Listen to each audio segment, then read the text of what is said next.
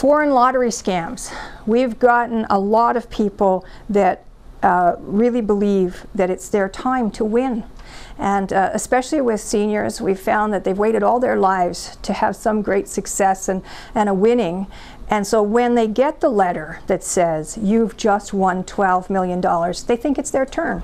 And they tend to believe it, even though usually they didn't buy a ticket, they never entered anything, and they're just suddenly being told that they've won $12 million.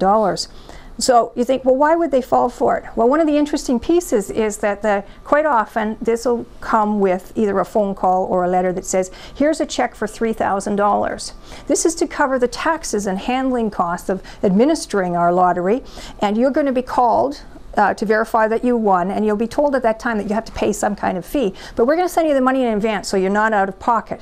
So the people take that check for $3,000, they stick it in their bank account, they get the phone call back, and it says, okay, well, it's like just $2,800 we need. So they write a check out on their own bank account, and they send it back in to the company, and they don't get their 12 million, and they don't get their 12 million, and they're thinking, well, what's going on? Well, what has happened is that check was either a forgery, and the bank can usually check that out and find that out within about 3 days. If it's a stolen check, it quite often can take as much as 2 weeks before it clears through, gets recognized as being stolen, and the information comes back. So even if you're somewhat careful, you'll find that you've got it in your bank, and you think, well, a week is plenty of time, so then you send your $2,800 out, and then the next week you find out, when the bank takes the $3,000 back out, that you didn't win the lottery, and that you didn't, now you've also lost $2,800 that they shouldn't have got you.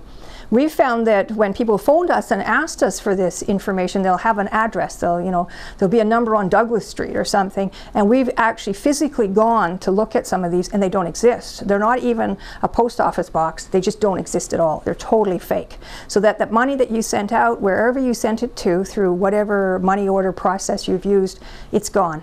And anybody at the other end can't even find it. So generally, and basically too, just lotteries, you're not allowed by international law to buy a lottery ticket in another country.